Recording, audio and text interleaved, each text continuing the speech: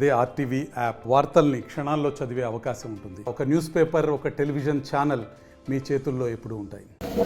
అక్కడికి వెళ్ళిన టూరిస్టులు అంటే భారతదేశం కాదు వివిధ దేశాల నుంచి వచ్చిన టూరిస్టుల మీద అన్యాయంగా, అక్రమంగా, పాశవికంగా పాకిస్తాన్ సపోర్ట్ తో ఏదైతే ఉగ్రవాదులు ముఖ్యంగా సింధూరు చెడిపేసి అక్కడ వాళ్ళని చంపడం చాలా బాధాకరం. గతంలో ఎప్పుడు కూడా జరగలేదు. అందుకే మన గౌరవ ప్రధానమంత్రి వర్యులు ఏదైతే ఇటువంటి అరాచకమైన కార్యక్రమాలకు పాల్గొన్న పాకిస్తాన్ లేదంటే గతంలో వాళ్ళకి ఎన్నిసార్లు బుద్ధి చెప్పినా బుద్ధి రాలేదు.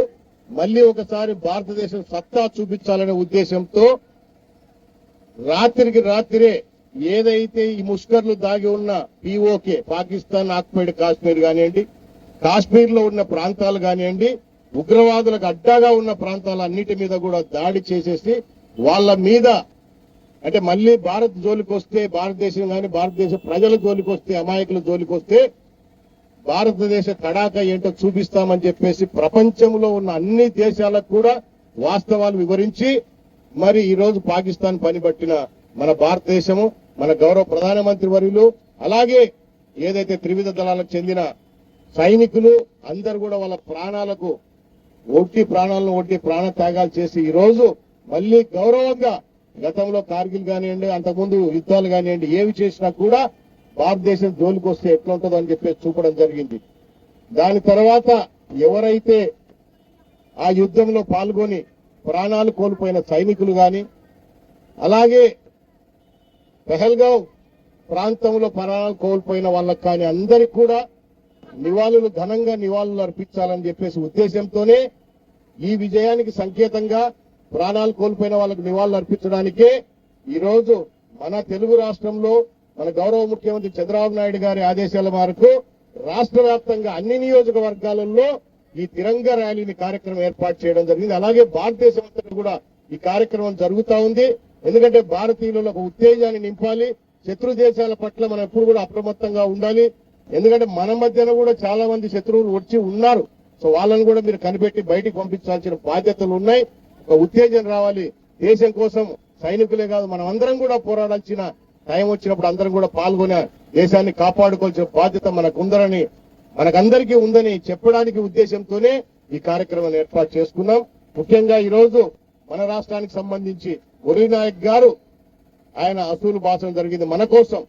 మనమందరం కూడా ఇక్కడ సేఫ్టీగా హ్యాపీగా బ్రతుకుతా ఉన్నామంటే అక్కడ బార్డర్ లో సైనికులు వాళ్ళ ప్రాణాలు ఒడ్డి మనల్ని కాపాడుతూ ఉంటే మనం అందరం కూడా ఇక్కడ హ్యాపీగా ఉన్నాం.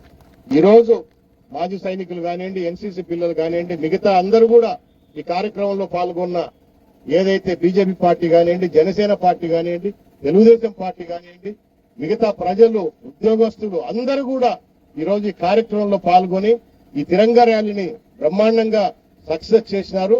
దీని ద్వారా మిగతా ప్రజలకంతా కూడా ఒక మెసేజ్ వెళ్ళాలి. ఖచ్చితంగా ప్రతి భారతీయుడు ఒక సైనికుడిగా మారాలి.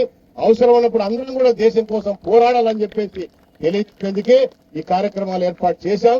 ఇటువంటి ఏదైతే మన మీద అనవసరంగా పగపట్టి భారతదేశాన్ని ఏదో చేద్దామని చూసే దేశాలు, శత్రు దేశాలు ఏదైతే ఉన్నాయో అవన్నీ ఊపిరి వేసిపోయే దేశాలే, అవునా? కానీ కొన్ని దేశాలు, చైనా అనుకోండి, లేదా కొన్ని దేశాలు అనుకోండి, వాళ్ళకి సపోర్ట్ ఇచ్చినంత మాత్రాన ఏం జరగదు. భారతదేశం ఈరోజు ప్రపంచంలోనే అన్ని రంగాలలో గుర్తింపు పొందిన దేశం. అభివృద్ధిలో కానివ్వండి, సంక్షేమం కానివ్వండి, ఇంకా మిలిటరీలో కానివ్వండి, ఏ రంగం తీసుకున్నా, ఎలక్ట్రానిక్ కానివ్వండి, ఐటీ కానివ్వండి, అభివృద్ధి చెందుతా ఉంటే చూసి ఓర్వలేక పక్కనున్న దాయాది దేశాలు మన దేశాన్ని నిర్వీర్యం చేయాలని చెప్పేసి వాళ్ళు పన్నే కుట్రలు, పన్నాగాలు ఏవి చెల్లవని యుద్ధం ద్వారా తేలిపోయింది. చైనాకు సంబంధించిన యుద్ధ పరికరాలు కూడా ఏ విధంగా పనిచేసినా అందరూ కూడా చూసినారు. ఎవరిది ఏం చెల్లదు. భారతదేశంలో మరిన్ని వీడియోస్ కోసం ఛానల్ ని సబ్స్క్రైబ్ చేయండి. లేటెస్ట్ అప్డేట్స్ కోసం వాట్సాప్ ఛానల్ ని ఫాలో చేయండి. అండ్ లింక్ డిస్క్రిప్షన్ లో ఉంది.